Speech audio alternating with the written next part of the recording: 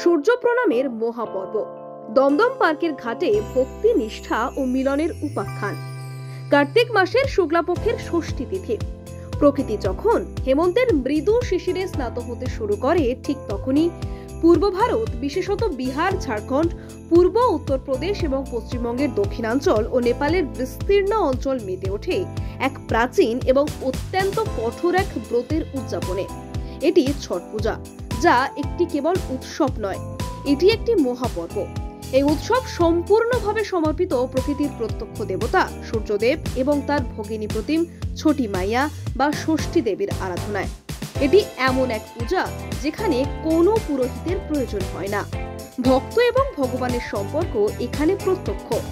বিশ্বাস, ভক্তি এবং কঠোর আত্মসংযমী এই ব্রতের মূল ভিত্তি। 4 দিন ব্যাপী এই উৎসবে ভক্তরা, বিশেষত মহিলারা, তাদের পরিবারের মঙ্গল কামনায়, বিশেষ করে স্বামী ও সন্তানের দীর্ঘায়ু ও সুস্থতার জন্য একনিষ্ঠ উপবাস পালন করেন। ছট পূজার মাহাত্ম্য তার 4 দিনের কঠোর আচারের মধ্যে নিহিত। এর প্রতিটি পর্বই পবিত্রতা এবং প্রাকৃতিক উপাদানের সাথে ওতপ্রোতভাবে জড়িত। প্রথম দিন নহায় খায় দিয়ে ব্রতের সূচনা হয়। এদিন ব্রতীরা নদী বা জলাশয়ে পবিত্র স্নান সেরে সম্পূর্ণ সাত্ত্বিক আহার গ্রহণ করেন। সাধারণত লাউ, ভাত বা ছোলার ডাল, চালের রুটি এই দিনের প্রধান প্রসাদ। এখান থেকে শুরু হয় আত্মার শুদ্ধির প্রথম ধাপ। দ্বিতীয় দিনটি হলো খরনা। এদিন ব্রতীরা সারাদিন নির্জলা উপবাস পালন করেন এবং সন্ধ্যায় চন্দ্রোদয়ের পর গুড় ও চালের পায়েস এবং রুটি তৈরি করে ছটি মাইয়াকে ভোগ নিবেদন করেন। এই প্রসাদ গ্রহণের পর শুরু হয় 36 ঘন্টার এক দীর্ঘ এবং কঠিনতম নির্জলা উপবাস, যা শেষ হয় চতুর্থ দিন সকালের সূর্যোদয়ের পর। উৎসবের তৃতীয় দিনটি হলো ছট পূজার প্রধান দিন, যা সন্ধ্যার্ঘ্য নামে পরিচিত। কার্তিক শুক্লার ষষ্ঠীর এই সন্ধ্যায় অস্তগামী সূর্যকে পূজা নিবেদন করা হয়। এই দৃশ্যটি অকল্পনীয় সুন্দর এবং ভক্তিপূর্ণ।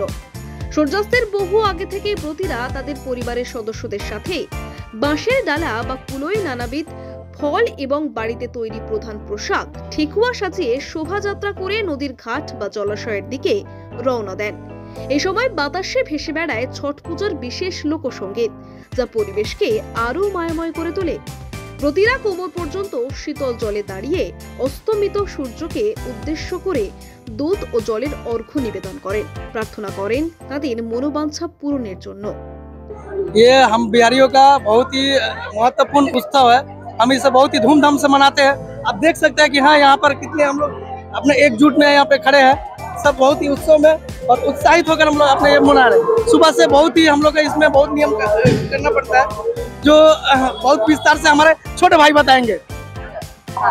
सबसे पहले तो हम पूरे देशवासियों को नमस्कार करते हैं। हाँ, ये उत्सव हम लोग का बिहारियों का सबसे महत्वपूर्ण उत्सव है। ये हमारा महापर्व के नाम से जाना जाता है, छठ उत्सव। और ये उत्सव हम लोग का स्पेशली सूर्य देव के लिए पूजा होता है, जो कि संतानों के लिए और पति के लिए ये उत्सव निर्जला उपवास किया जाता है। ठीक है, ये उपवास पूरा 4 दिन का रहता है। ठीक है, और ये उपवास अगले मॉर्निंग में सुबह सूर्य को देख के तोड़ा जाएगा। ठीक है, ये उत्सव बहुत हम लोग के लिए महत्वपूर्ण होता है और बहुत ही प्यारा होता है हम लोग के लिए, बहुत धूमधाम के लिए। क्या बोलना चाहते हैं? हैप्पी छठ। हम पूरे देशवासियों के लिए बोलना चाहेंगे कि ये सब आप लोग भी देख के बहुत एंजॉय करिए और हमारे साथ शामिल होइए।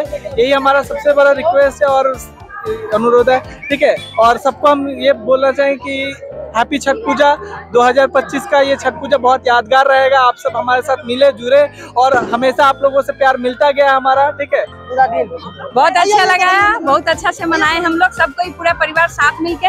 ये हमारा पर्व पूरे 7 परिवार वाले के लिए है। हम लोग सब कोई साथ मिलके मनाते हैं। व्रत रखा है? हाँ, पूरा व्रत वगैरह हम लोग छठी मैया के लिए है। ये व्रत कब शुरू हुआ पता? उपवास है, तो पूरा दिन क्या किया है? पूरा दिन हम लोग अपना जो हमारा कल्चर है उसको हम लोग ठेकुआ बनाए, उसको एंजॉय किए। हम लोग सब सजाए, सारा चीज हम लोग एक एक करके अरेंजमेंट किए। ये सब करके हम लोग अभी शाम में आए हैं यहाँ पे। चलिए तो एक साथ हो जाए हैप्पी छठ पूजा। বিহার বা ঝাড়খণ্ডের গণ্ডি পেরিয়ে এই মহাপর্ব আজ এক সার্বজনীন রূপ পেয়েছে। প্রবাসী মানুষের হাত ধরে এই উৎসব এখন দিল্লি, মুম্বাই থেকে শুরু করে বাংলার রাজধানী কলকাতা এবং তার শহরতলিতেও সমান উৎসাহ ও উদ্দীপনার সাথে পালিত হয়। এই উৎসব যেন এক টুকরো মিথিলা বা ভোজপুরকে শহরের বুকে প্রতিস্থাপন করে। ঠিক যেমন চিত্র দেখা গেল দক্ষিণ দমদম পৌরসভার অন্তর্গত দমদম পার্কের 3 নম্বর টাঙ্ক অঞ্চলে। এই শহুরে জলাশয়টি যেন কিছুক্ষণের জন্য হয়ে উঠেছিল গঙ্গা, কোশি বা সোন নদীর পবিত্র ঘাট। ছট পূজাকে কেন্দ্র করে দমদম পার্কের এই অঞ্চল সেজে উঠেছিল এক ভিন্ন রূপে। দমদম পার্কের 3 নম্বর ট্যাঙ্কের ঘাটটি সেদিন পরিণত হয়েছিল এক মিলন ক্ষেত্রে। বিভিন্ন জায়গা থেকে অগণিত ভক্ত ও ব্রতীর সমাগম ঘটেছিল এখানে। বর্ণময় পোশাকে সজ্জিত মহিলারা তাদের মাথায় পূজার ডালা, সঙ্গে পরিবারের পুরুষ ও শিশুরা সকলেই এক ভক্তিপূর্ণ শৃঙ্খলার মধ্যে আবদ্ধ। ঘাটের চারপাশে উজ্জ্বল আলোর সজ্জা, ধূপ ধুনা এবং কর্পূরের সুগন্ধ, আর তার সাথে মাইকে বাজতে থাকা ভোজপুরি ও মৈথিলি ছট গীত, সব মিলিয়ে এক অপার্থিব পরিবেশের সৃষ্টি হয়েছিল। ভক্তদের উৎসাহ ছিল চোখে পড়ার মতো। নিষ্ঠাবান ব্রতীরা সন্ধ্যার শীতলতাকে উপেক্ষা করে ট্যাঙ্কের জলে নেমেছিলেন।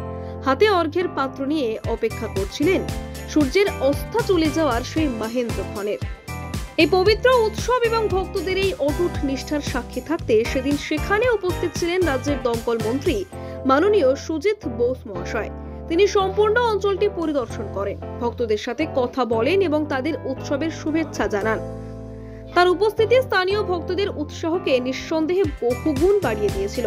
এটি প্রমাণ করে যে ছট পূজা এখন আর কেবল একটি নির্দিষ্ট জনগোষ্ঠীর উৎসব নয়, এটি বাংলার সাংস্কৃতিক পরিমণ্ডলের এক অবিচ্ছেদ্য অংশ হয়ে উঠেছে।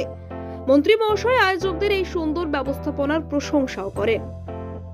ঘাটে উপস্থিত এক মধ্যবয়স্কা ব্রতের সাথে কথা বলতেই তিনি তার উচ্ছ্বাস প্রকাশ করলেন। তিনি বলেন, এই উৎসব আমাদের কাছে মহত্বপূর্ণ উৎসব, আমরা একে মহাপর্ব বলে থাকি। এই উৎসব মূলত সূর্যদেবকে আমরা পুজো দিই এবং তার কাছে স্বামী, সন্তান এবং পরিবারের প্রত্যেকের জন্য মঙ্গল প্রার্থনা করে থাকি। তিনি আরো জানালেন, সকাল থেকে নানা রকমের নিয়ম নিষ্ঠার সাথে দিনটি কাটিয়েছে। এখন এই সন্ধ্যায় সূর্যদেবকে প্রথম অর্ঘ্য নিবেদন করলাম। আজ সারা রাত ঘাটেই থাকবো বা বাড়িতে গিয়েও জাগরণ করব। 4 দিন পর কাল সকালে উদীয়মান সূর্যকে প্রণাম করে দ্বিতীয় অর্ঘ্য দিয়ে এই কঠিন উপবাস ভঙ্গ করা হবে। কথা শেষে তিনি শুধু নিজের পরিবার নয়, সকল ভারতবাসীর উদ্দেশ্যে ছট পুজোর শুভ কামনা জানালেন। তার কথায় ছিল না কোনো ক্লান্তি, ছিল শুধু ভক্তি এবং বিশ্বাসের অটুট শক্তি। চতুর্থ দিন এবং শেষ দিনটি হলো উষার্ঘ্য বা পারান। তৃতীয় দিনের সন্ধ্যা থেকে রাত ভোর জাগরণের পর ব্রতীরা ব্রহ্ম মুহূর্তের পুনরায় জলাশয়ে একত্রিত হন। উদীয়মান সূর্যের প্রথম রশ্মিকে তারা দুধ ও জলের অর্ঘ্য নিবেদন করেন। এই অর্ঘ্যদানের মাধ্যমে পূজার সমাপ্তি ঘটে। এরপর ব্রতীরা ঘাটে ঠেকুয়া এবং অন্যান্য প্রসাদ বিতরণ করেন এবং নিজেরাও সেই প্রসাদ গ্রহণ করে 36 ঘন্টার নির্জলা উপবাস ভঙ্গ করেন। ছট পূজা কেবল একটি ধর্মীয় আরাধনা নয়, এটি প্রকৃতির প্রতি কৃতজ্ঞতা জানানোর উৎসব। এটি সূর্য, জল এবং মাটির উপাসনা। দমদম পার্কের ঘাটে সমবেত ভক্তদের এই উদযাপন আরও একবার প্রমাণ করল যে বিশ্বাসের শক্তি সমস্ত ভৌগোলিক এবং সাংস্কৃতিক সীমানাকে অতিক্রম করে মানবতাকে এক সূত্রে বাঁধতে পারে। আপনি দেখছিলেন কলকাতা দর্পণ। ভিডিওটি লাইক করুন, আপনাদের মতামত জানান কমেন্টে। নিয়মিত আপডেট পেতে সাবস্ক্রাইব করতে ভুলবেন না। নমস্কার।